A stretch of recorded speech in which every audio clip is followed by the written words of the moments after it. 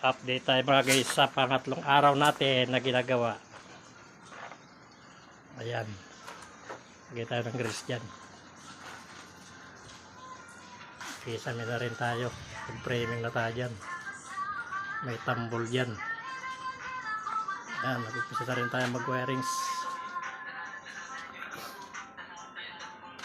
Wiring sa ceiling fan. Bali dalawang switch.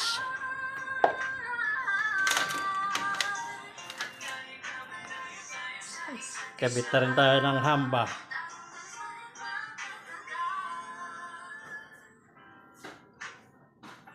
Magsiling na tayo dito.